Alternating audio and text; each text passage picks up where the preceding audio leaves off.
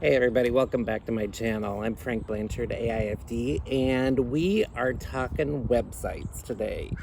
And I specifically wanted to do that today because this past weekend, in a lot of the different industry groups that I'm a part of on Facebook and also Instagram, it was a big topic of discussion.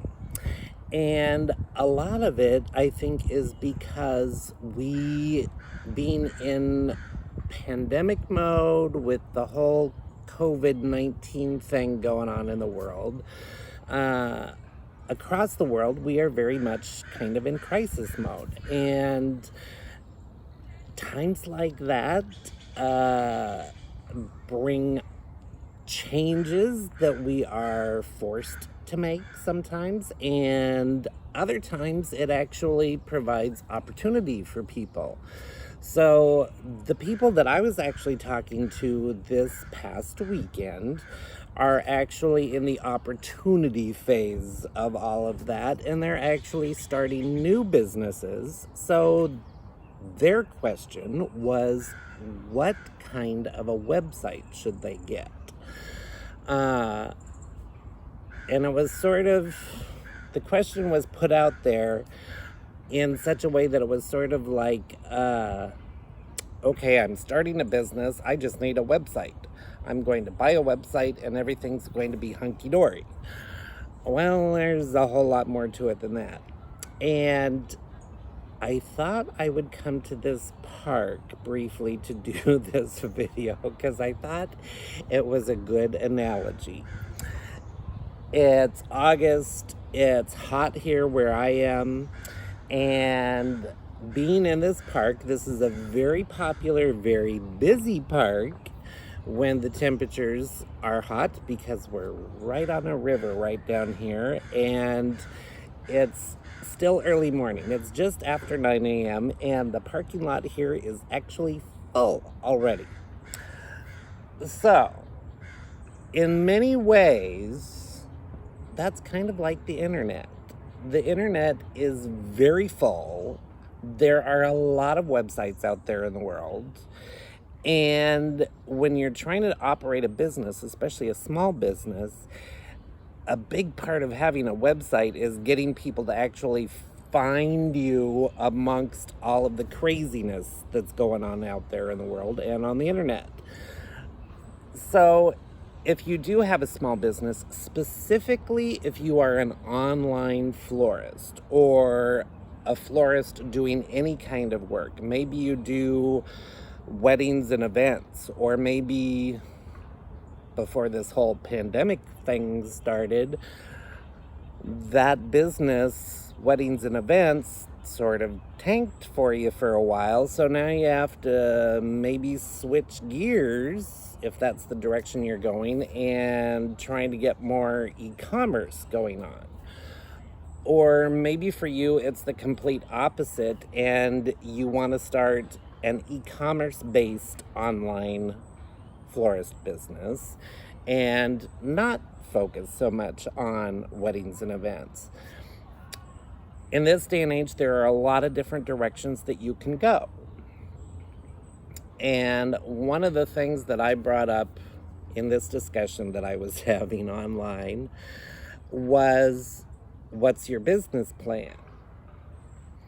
And I said that because having a business plan and having a really strong understanding of what kind of a business you want to have will help you decide, and in some cases it kind of dictates what kind of a website you actually need for your business. Because nowadays, online business is just how business is done. So when it comes to creating a website and creating your presence on the web, there are so many different choices out there that could potentially work for you. So it's kind of a matter of deciding what kind of a website you actually need and what would work best for your business. So I wanted to talk a little bit about the differences between having an e-commerce based website versus more of an informational or blog type website, and how they operate. And there are some really big differences between them, and ultimately how you get found on the internet with how they work. If you are a florist that has done a lot of wedding and event work, or that's what your business focuses on, you would probably do best with more of an informational or blog type website, meaning that you're not going to have items on your website specifically for people to buy directly off of your website. It's more a matter of sharing information with people. So you've got a blog, you might talk about events that you've done, etc. So that's one direction you can go. If you're wanting to do more e-commerce based business, that's when you would want an e-commerce type website. And in many ways, it's not that different from more of an informational blog type website. However, you do have things on your website specifically for people to buy. From that, there are some differences in how you actually get people to find you. Now, you probably are aware that doing and working on keyword research, creating text content that has your keywords in it, worked into it, and working SEO and your social media plays a huge role in how people find you on the web. And SEO for e-commerce is a little bit different than SEO for an informational blog type website. And it just kind of depends on how you're able to work it and if you're able to do that work yourself or not. There are a lot of different options. So frequently, people want to get a website up. And for florists, there are a lot of different options nowadays than there used to be. And it gets right down to how familiar are you with the internet, how it works, and how much of that tech kind of work you actually have the knowledge and experience with to actually do. And I think as florists, this is kind of where some florists fall short. It is a very important aspect of your website and how it works. And it can be extremely time consuming. And it does take some actual experience and knowledge. If you don't have somebody that can do a lot of the tech part of it, creating text content and working your digital marketing for the on-page SEO of your website, as well as all of the metadata for the more of the off-page SEO of your website, if any of that's done incorrectly, it can totally mess up your business. If it's not done correctly, you can end up not having any business at all. Some businesses that I've done web audits for, they aren't familiar with that kind of work, and their issue has been having a website, not getting any business, and it was mainly because they didn't have any digital content on their website. That's oftentimes the biggest problem I see for so many businesses. And it's not just florists, but it's mainly florists that I'm working with. And that is they just don't have enough word count and digital content on their website to make their website searchable by the search engines on the internet. So when you're shopping around for a website and trying to decide which kind of a website you want, whether you want e-commerce or more of an informational blog type website, a big part of that story is knowing and understanding if you're going to be able to do that sort of work on your website yourself, or if you're going to hire somebody else to do that for you. Or the other option is there are some websites out there now that have really understood that a lot of business people have a problem with this and don't have the knowledge to do that kind of work.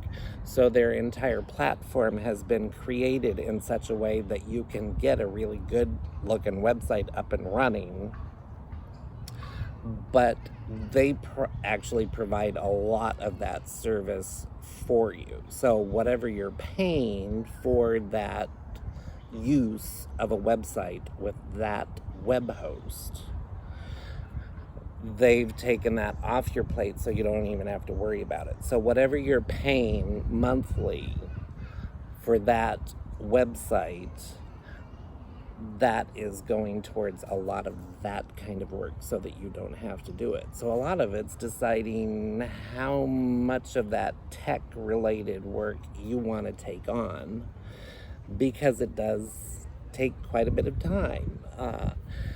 And as time goes by, it has to be consistently worked. It's not, the internet does not work in such a way that, okay, you're an online business, you get the majority of your business from the internet, and you start a website, you put it out there to the world, and everything's hunky-dory.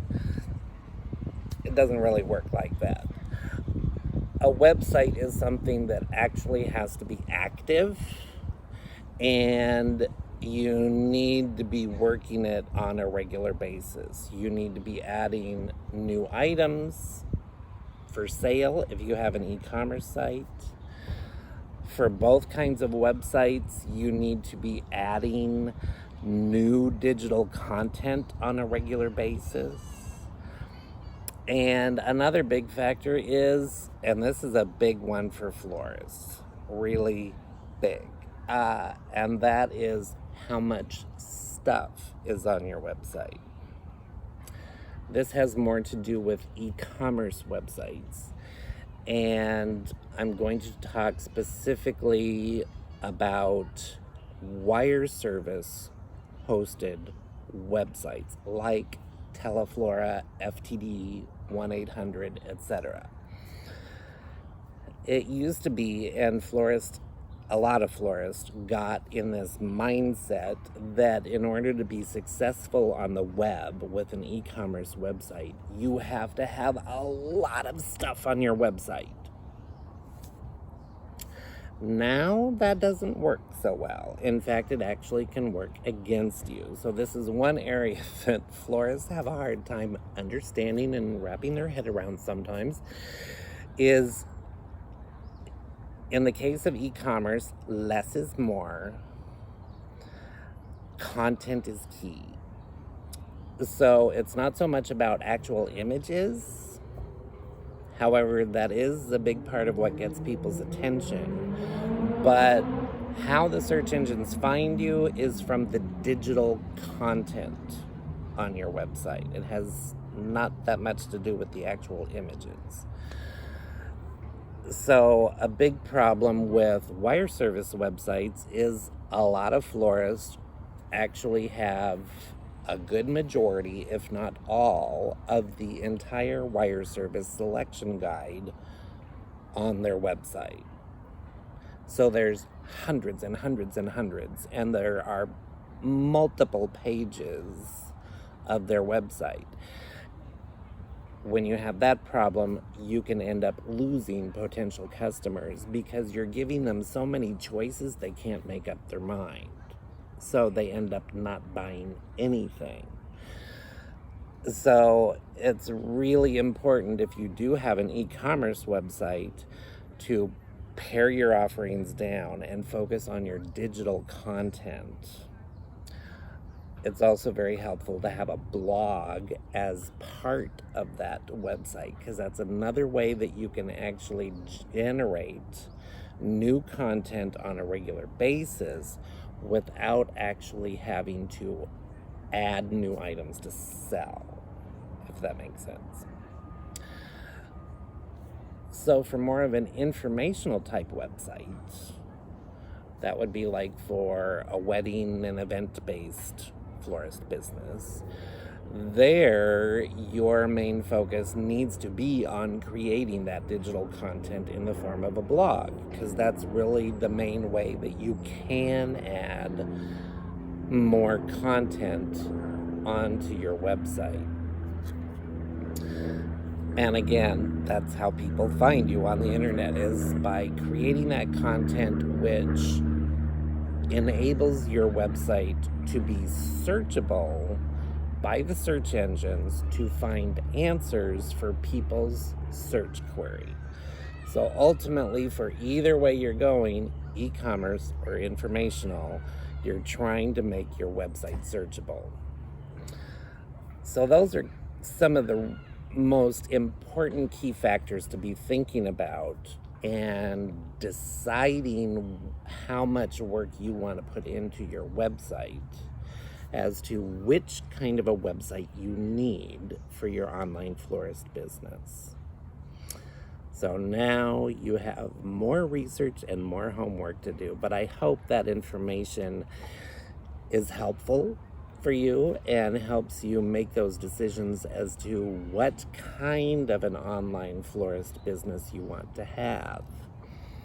And I was kind of focusing on e-commerce for traditional brick and mortar type businesses within the floral industry and wedding and event businesses, but this also goes for flower farmers. Maybe you're a local flower farmer that sells retail or wholesale. You could actually do both. And what kind of a website you would want to generate for your business. And as florists, we're very visual, artistic type people. So generally, we are pretty good about creating great image content to have on our websites. But it's the digital text content that we have a hard time with.